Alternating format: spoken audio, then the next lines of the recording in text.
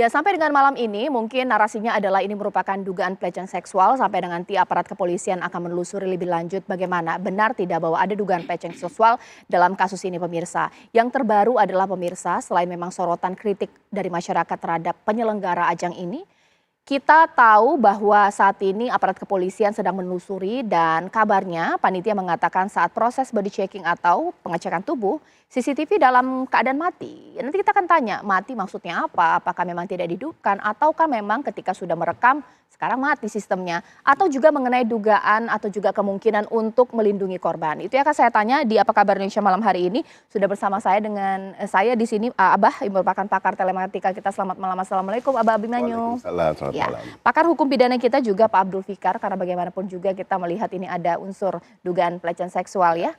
Saya masih berusaha untuk menghubungi pihak dari Wakil Ketua LPSK Pak Manajer Nasution, bahkan juga pengacara dari korban Mbak Melisa. Mungkin sekarang saya ingin ke Abah terlebih dahulu. Abah, secara definisi kalau panitia mengatakan CCTV mati pada saat body checking. Mati maksudnya apa sih? Alatnya mati setelah merekam ataukah memang tidak dihidupkan ketika proses body checking? Bagaimana Abah menjawab definisi mati ini? Seperti apa? Kita melihat sekarang segala sesuatu yang terjadi, biasanya seseorang yang dituduhkan, dia akan beralibi gitu kan. Mungkin benar, mungkin tidak, tetapi kan ada anggapan ke sana-sana. Nah, harusnya dari pihak kepolisian yang lebih jeli. Jadi suatu mati itu adalah suatu kondisi. Ya, yang harusnya dilihat bukan kondisinya, tetapi kejadiannya. Sampai suatu CCTV mati itu ada banyak hal. Pertama, memang mati, selalu mati, memang tidak pernah nyala. Ataukah tadinya nyala, kemudian pada saat kejadian tertentu, yang perekaman kejadian di sini dimatikan. Ataupun sebenarnya sudah terekam semuanya, tetapi kemudian belagak mati. Ataupun malah datanya rusak, jadi sekalian dimatikan. Ataupun kemudian semuanya lengkap, data biasa normal, kemudian sudah terekam, kemudian datanya disimpan, ataupun dihapus, nah kemudian dibilang mati. Tetap kondisi terakhirnya mati. Hal ini yang perlu dilakukan pemeriksaan. Dan pemeriksaannya itu tetap mudah sebetulnya secara digital. Karena CCTV nggak mungkin cuma satu. Pasti ada banyak. Dalam ruangan itu banyak biasa hotel. Pasti ada banyak dong. Dari CCTV itu sebenarnya kalau kita lihat sebenarnya melakukan apa sih? Film. Bukan film berarti perekaman film ya, tetapi itu definisinya ada singkatan FILM. Dicari di internet nggak ada. Rumusan saya aja. Apa itu? F-nya itu adalah selalu untuk following. Di situ mau dia tracing, mau si orang di mana. Kemudian yang kedua I-nya adalah informational aja. Kejadian apa, perekaman apa saja normal. Dan kemudian yang L-nya adalah location. Untuk memberitahukan suatu kejadian ini spesifik kalau ini kejadiannya di sini. Karena backgroundnya ini kejadiannya di mana gitu loh. Yang terakhirnya adalah M, main, utamanya. Jadi kalau suatu CCTV rangkaiannya itu sedemikian banyak, pasti ada mainnya. Yang mainnya apa? Saat perekaman apakah? Nah, bisa nggak sekarang dijelaskan ataupun diungkapkan oleh kepolisian yang M-nya itu di mana, yang mainnya ini kemana? Apakah pada saat kejadian itu atau kejadian yang lain? Karena kalau yang mainnya ini tidak jelas, berarti CCTV ini nggak ada gunanya. Baik. Gitu loh. Abah, menurut Abah masuk akal tidak hotel sebesar tempat penyelenggara Miss Universe Indonesia CCTV-nya mati? Pasti kan mereka membutuhkan apa ya, data yang akurat kalau ada barang yang hilang atau seperti apa, Bah? Dua hal yang nggak mungkin. Pertama, pengelola hotelnya berarti abai dalam menentukan SOP-nya. Masa ada CCTV bisa mati. Kedua adalah si pengelola yang melakukan monitoringnya juga yang lalai. Lalainya kenapa? Pada saat kejadian mati, dia kan memonitor beberapa layar sekaligus. Ada 3x3 atau 4x4 layar tampilannya. Ada yang mati, dia segera bereaksi. Karena jangan sampai terjadi sesuatu yang tidak terekam.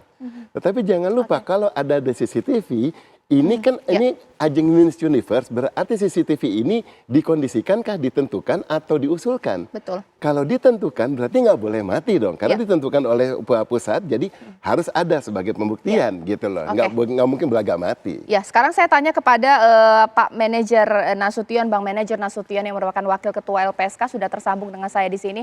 Bang Manajer, selamat malam. Malam Mbak, Assalamualaikum. Waalaikumsalam warahmatullahi wabarakatuh. Bang, saya minta dong statementnya ketika kuasa hukum sudah mendatangi LPSK. Nah, kelanjutannya seperti apa? Mungkinkah ada perlindungan terhadap korban dugaan pelecehan seksual ini seperti apa, Pak? Suara saya kedengaran, Mbak? Suara Bapak kedengaran. Suara saya terdengar nggak, Bang Manajer? Ya, kedengaran. Silakan. Suara saya gimana, Mbak? Suaranya aman, Bang Manajer, silakan. Ya, 8 Agustus yang lalu Mbak Melisa sebagai pengacara atau kuasa hukum dari para korban, sekaligus juga sebagai pelapor, datang ke LPSK untuk berdiskusi sebetulnya awalnya tentang program perlindungan seperti apa yang mungkin bisa diakses oleh para korban. Pada saat itu LPSK kemudian menyampaikan kepada Mbak Melisa sebagai pelapor dan sekaligus sebagai kuasa hukum, kalau misalnya para korban ini mengalami intimidasi atau keterancaman, maka tentu para korban itu dapat mengakses program perlindungan dalam bentuk perlindungan fisik, ya. Atau misalnya kalau para korban ini mengalami traumatik misalnya, ya, maka kemudian mereka dapat mengakses program pemulihan secara psikologis, ya. Dan dalam Undang-Undang TPKS, Mbak Caca, para korban ini sebetulnya juga punya hak untuk difasilitasi penghitungan restitusi, yaitu ganti kerugian yang nanti akan dibebankan kepada pelaku, ya. Termasuk juga sebetulnya kita juga menyampaikan kalau misalnya karena para korban ini berani speak up, berani bicara, lalu memberikan keterangan, kemudian mendapat serangan balik dalam bentuk tuntutan hukum dari siapapun, ya, maka mereka bisa mendapat akses perlindungan hukum, ya. Dalam Undang-Undang Perlindungan Saksi dan Korban itu memang di pasal 10 dijelaskan bahwa kalau seorang tentu kita sebut sebagai terlindung LPSK itu karena keterangan yang telah sedang dan akan ia berikan berkaitan dengan pokok perkara, ia tidak bisa dituntut baik secara pidana maupun perdata. Dan kalau misalnya ada tuntutan terhadap yang bersangkutan, maka LPSK akan berkoordinasi dengan aparat penegak hukum agar tuntutan balik itu kemudian diabaikan dulu, ditunda dulu, dimoratorium dulu sampai perkara pokoknya tuntas. Nah, itu Mbak Caca yang kemudian kita diskusikan dengan Mbak Melisa sebagai pelapor sekaligus sebagai kuasa hukum yang berkunjung ke LPSK. Begitu Mbak Caca? Baik, nanti saya akan tanya sesaat lagi kepada Pak Abdul Fikar bahwa beragam ya pandangan masyarakat. Ada sebagian yang mirisnya bahwa ini bukan termasuk pelecehan seksual, mereka konsekuensi ikut ajang tersebut, konsekuensi lah kemudian tubuhnya dicek. Tapi kita lupa, kita harus tahu pemirsa, jangan lupa bahwa ada undang-undang tindak pidana kekerasan seksual, bahwa pelecehan seksual baik fisik maupun non fisik termasuk kekerasan seksual. Nanti dijawab saat lagi, usaha jeda berikut. Ya sederhananya Pak Abdul Fikar, kalau ada seorang perempuan yang keberatan, dicek tubuhnya, disuruh mengangkat kaki, membungkuk, difoto, termasuk pelecehan seksual tidak? Perbuatannya atau kejadiannya termasuk pelecehan seksual dan bisa dipidana, itu bukan delik aduan loh kalau ada orang tahu gitu. Tapi kalau orangnya tidak melapor, kecuali kalau ada saksi yang lain, meskipun si korban tidak melapor, bisa dilaporkan. Gitu. Berapa sih ancaman hukumannya? Kalau fisik itu, kalau tidak ada hubungan, maksudnya pelecehan itu dimaksudkan melecehkan saja, ya. Itu cuma 4 tahun. Tetapi kalau karena ada hubungan kerja atau ada dengan maksud tertentu, dia menaruh pada kewenangannya gitu, itu 12 tahun. Makanya agak tinggi itu. Tinggi. Tapi kalau misalnya pertanyaan orang yang awam, kan antara perempuan sama perempuan gitu, apa masalahnya? Termasuk pelecehan seksual tidak? Bagaimana secara hukum melihatnya? Nah, di dalam undang-undang itu tidak disebutkan siapa yang melecehkan, laki-laki atau perempuan gitu. Berarti laki-laki perempuan kalau korban merasa tidak terima, pelecehan. Iya, itu pelecehan seksual. Oke. Nah, kalau mengenai lokus atau tempatnya, ini kan sebuah ajang kecantikan yang dianggap lumrah, ini seperti apa, Pak? Saya kira dimanapun gitu ya, dimanapun, kecuali memang itu disepakati untuk dilakukan, ya. Ya umpamanya di tempat di salon atau di tempat ini, ya itu urusan mereka berdua gitu. Artinya ini. Tetapi sebenarnya dengan tapi itu kan juga atas dasar kemauannya, ya kan? Artinya si orangnya itu memang sadar bahwa kalau aku merawat rambut atau melawat badan itu harus diperlakukan seperti itu, kan dia tahu gitu. Kalau itu nggak ada masalah gitu sebenarnya. Kalau memang tengah sengaja. Tetapi kalau ada relasi-relasi yang dibangun atas dasar ya seperti ini, kepanitiaan apa segala macam ini ya, yang tidak ada bukan hubungan kerja yang memang sudah ada gitu ya, itu kena bisa gitu. Meskipun umpamanya tadi disebut tidak ada bukti foto segala macam gitu kan, ini ada banyak orang yang bisa jadi saksi, yang bisa jadi alat bukti gitu. Oke. Abah, kan katanya CCTV mati sambil kita tunggu nanti aparat menginvestigasi. Tapi korban juga mengatakan bahwa sempat difoto, tapi pada saat hari H langsung dihapus. Nah, ini bisa tidak dikembalikan lagi foto yang sudah dihapus dari HP jadi bukti nih, Bah? Jangan bicara soal di recover dulu deh. Sekarang saat dia difoto itu masuk folder kamera. Sebelum dihapus, dia copy dulu ke folder yang lain atau dimasukin di copy ke secure folder misalnya. Merek tertentu ya, merek S lah gitu, itu biasa dimasukkan di situ. Maka berarti konten di sini kalau mau dihapus dari kamera pun kemudian masih ada kopinya. Real copy ya, exactly the same gitu loh. Nah, apalagi sekarang kalau dia sudah hapus, dia ngaku juga sudah dihapus di mana-mana, kemudian dia bilang sudah hilang. Masih mudah di recover. Memang toolsnya ada banyak untuk merecover. Gampang begitu ya? Kalau nggak pakai tools, sekarang merek tertentu juga kita tahu Android jenis tertentu, nggak promosiin ya nanti kan semuanya setiap kesimpan kalau di delete bisa masuk ke trash dulu kalau trashnya di onin. Jadi sudah dihapus dari ke folder kamera sudah tidak ada tetapi masih kesimpan di trash. Nah hal ini yang harus dilakukan investigasi untuk memastikan benar-benar dia sudah tidak ada lagi. Nah kalau dia sekarang sebelum dia hapus kemudian di copy, di-download dulu ke SIM card, ke SIM card ke memory card ataupun dikirim ke teman-teman yang lain lewat Bluetooth dan lainnya. Percuma mau dihapus di sini nggak dianggap berarti aman, banyak kopinya yang lain gitu. Ada sempat memfoto bagian tubuh dari korban ini, mungkin sekarang saya tanyakan kepada Bang Manajer. Bang Manajer, ada tidak sih keluhan bahkan juga kekhawatiran karena sempat difoto meskipun dihapus, korban merasa tidak aman, butuh perlindungan, bisa jadi ini alat untuk blackmailing atau mengancam atau seperti apa, Bang Manajer? Iya, ini yang sedang kita dalami Mbak Caca. Kalau keterangan dari Mbak Melisa yang merupakan kuasa hukum sekaligus juga pelapor, meskipun waktu tanggal 8 itu disebut ada 4 ya, meskipun kemudian sekarang sudah menjadi 7, menjadi 10 korban yang sudah speak up ya, itu memang mereka merasa terintimidasi memang.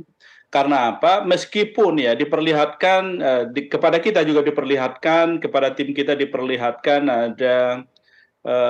ada upaya untuk menghapus rekaman itu. Tetapi coba kita bayangkan Mbak Caca, penghapusan itu kalau informasi yang kita terima itu memakan waktu sekitar 4 jam. Ada 4 selisih waktu sekitar 4 jam.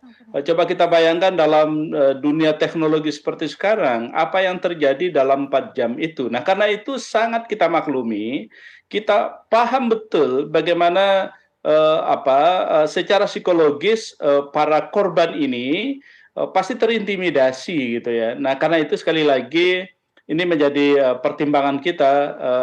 Kalau pada saatnya para korban mengajukan permohonan ke LPSK, saya kira ini yang salah satu pertimbangan kita pada saatnya untuk menerima atau tidaknya permohonan. Gitu Mbak Caca. Oke, baik, ditahan dulu Bang Manajer, nanti saat lagi saya tanya kepada Pak Abdul Fikar, bisa tidak sih kena Undang-Undang ITE juga karena bagian tubuh yang tidak berbusana di foto selain Undang-Undang TPKS ya, usai jeda berikut.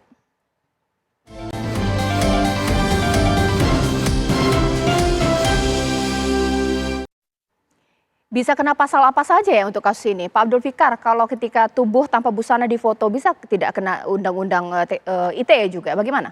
Ya, Undang-Undang ITE itu baru akan diberlakukan ketika hasil kejahatannya atau hasil perbuatannya itu ditayangkan di dunia maya. Ditransmisikan? Kenapa? Dikirimkan, kalau dikirimkan antara satu device ke device yang lain bisa juga kena tidak? Kalau tidak terpublikasi enggak, gitu. Umpamanya kan ada media sosial atau media-media yang bisa di ini. Kalau ke Twitter umpamanya itu kena kan gitu ya. atau kalau ke media sosial yang lain gitu. Tapi sepanjang tidak ditayangkan di media sosial atau di media yang bisa diakses oleh orang, itu bukan informasi atau muatan yang bersifat kesusilaan itu yang dimaksudkan oleh Undang-Undang ITE gitu. Oke. Kalau Abah tadi, Bang Manajer, ada waktu 4 jam dari memfoto sampai kemudian menghapus. Segala kemungkinan bisa terjadi, ditransmisikan, disimpan. Ini seperti apa, Abah? Mungkin tidak? Kita bisa mudah melakukan pelacakannya. Dalam hal ini tentu bertambah melalui ke device-nya, kemudian ke jaringannya. Untuk memastikan apa saja yang terjadi dan kemudian siapa saja yang terlibat. Ya, yang dari pihak-pihak tersebut, minimal yang ada di sana dulu, kemudian ponselnya kemana saja. Itu bisa dilakukan tracing. Nah, tracing ini pembuktiannya adalah pertama dari perangkatnya, kemudian dari jaringannya, dan dari keinginannya yang memeriksa. Kalau penyidik kemudian tidak melakukan penyidikan sampai detail, akhirnya datanya hilang. Kayak sekarang kan cuma dibilang bahwa, oh ya dibilang dimatikan ya sudah mati. Saya kritisi, nggak cuma mati kan, bisa dimatikan, bisa rusak, bisa apa, bisa kemudian lain hal sebagainya. Nah, hal itu yang perlu dilakukan pengungkapan. Apalagi ini rentangnya 4 jam. Gitu loh, dari perangkat saja sekarang kan si korban juga tidak tahu dari yang difoto dan kemudian yang di-delete kamera yang sama apa tidak. Mereka kan tidak tahu, mereka tidak kenal ya. Hanya pada saat itu karena mereka acting saja, jadi kan nggak ketahuan. Gitu. Siapa tahu yang di-delete ada dari ponsel yang lain memang bentuknya aja sama. Mungkin sudah dimasukin ke grup gitu ya. Apapun gitu kan. Nah, hal itu yang melakukan investigasi kemudian diungkapkan nanti ya lakukan penyelidikan kalau memang ini dianggap penting lah, sampai ke jalur hukum. Oke, Bang Manajer, apakah mungkin permintaan perlindungan ini supaya banyak korban yang tidak ragu lagi untuk speak up atau mengungkap bahwa mereka juga mengalami pelecehan seksual karena memang banyak yang ragu-ragu ya karena takut identitasnya bocor, intimidasi, publikasi juga. Seperti apa, Bang Manajer? Ya, tentu kita mengapresiasi Mbak Caca, meskipun yang disampaikan pada tanggal 8 itu ada 4 yang sudah speak up, tetapi per hari ini kan kita mendengarkan juga di beberapa media, ada 7 atau 10 yang sudah berani bicara. Saya kira ini kita apresiasi, karena memang tidak mudah ya. Dalam situasi masyarakat kita juga yang belum tentu juga semua, tadi Mbak Caca menyebut ada beberapa cara pandang di masyarakat kita, tapi tentu kita berharap ya keberanian mereka untuk bicara ini betul-betul harus kita hargai, kita apresiasi. Karena apa? Kita meyakini dalam konteks kekerasan seksual terhadap perempuan itu sebetulnya kan peristiwa gunung es Mbak Caca yang muncul ke permukaan mungkin 4, 7 atau 10 orang, tetapi bukan tidak mustahil ada di sana, di luar sana ya yang tidak berani bicara, itu jauh lebih besar dari itu. Karena sekali lagi itu kita apresiasi. Nah, yang kedua, kita berharap kepada publik Mbak Caca ya melalui media ya, agar masyarakat kita justru memberi dukungan dengan jangan kemudian menjadikan mereka sebagai korban berikutnya atau viktimisasi itu loh. Jadi mereka ini sudah jadi korban, kemudian diperbincangkan lagi oleh publik, bahkan ada yang kemudian memberi nilai negatif segala macam, begitu ya. Itu kemudian tentu kita tidak harapkan, karena kemudian mereka akan menjadi korban berikutnya ya. Jadi korban yang kedua atau yang kita sebut dengan reviktimisasi itu. Gitu Mbak Caca. Baik, terima kasih Bang Manajer. Terakhir dari Abah, supaya ini terang benderang, polisi harus mulai dari mana sih Bang untuk mencari bukti bahwa ada tidaknya dugaan pelecehan seksual, karena saat ini katanya CCTV mati, atau handphone dari panitia itu bagaimana Bang? Dari mulai semua kamera CCTV-nya yang terlibat, kemudian juga NVR ataupun konsol utamanya yang terlibat, dan kemudian dari rekaman-rekaman yang sebelumnya. Dengan demikian bisa dirunut dari berbagai rekaman. Kalau ada yang terputus, nah keputusnya bisa ketahuan dimatikan, mati sengaja atau dihapus dan sebagainya. Kemudian juga dari jaringan. Dari jaringan bisa ketahuan dari sebetulnya ada berapa banyak ponsel yang ada di dalam area tersebut. Bisa dideteksi. Iya, di situ dari jaringannya ada CSLA, CTD dan lain sebagainya. Kemudian juga dari konten yang ada di perangkat-perangkat orang yang terlibat di dalam tersebut. Ya, di situ untuk membuktikan kalau memang dia menyatakan dia nggak kemana-mana, kan silakan kasih lihat, dan bisa kelihatan di situ, ya kan tracesnya gitu loh. Nah, dengan demikian di sini baru polisi bisa melakukan perangkaian. Yang saya bilang ada 4R, dari mulai rentang, reka, rangkai, dan runut. Di situ nanti bisa ketahuan sebetulnya apa yang terjadi, di mana kejadiannya, siapa saja yang terlibat, kemana saja datanya, dan kemudian bagaimana pembuktiannya. Terakhir 3T yang mesti dilakukan oleh kepolisian adalah telisik, teliti, telusur. Tolong aja polisi menggunakan langkah di sini selalu terbongkar kok. Banyak hal yang digital forensik selalu digunakan 3 metode ini selalu bisa mengungkap. Insya Allah masih ingat cara-cara tersebut, kemudian itu yang bisa dilakukan. Baik, terima kasih Abah, terima kasih Pak Abdul Fikar. Kita tunggu nanti bagaimana aparat kepolisian akan bekerja pemirsa. Dugaan praduga tidak bersalah harus kita kedepankan. Kita tunggu bagaimana investigasi selanjutnya. Sesaat lagi sejumlah informasi lainnya akan saya hadirkan untuk Anda. Usai jeda berikut di Apa Kabar Indonesia Malam.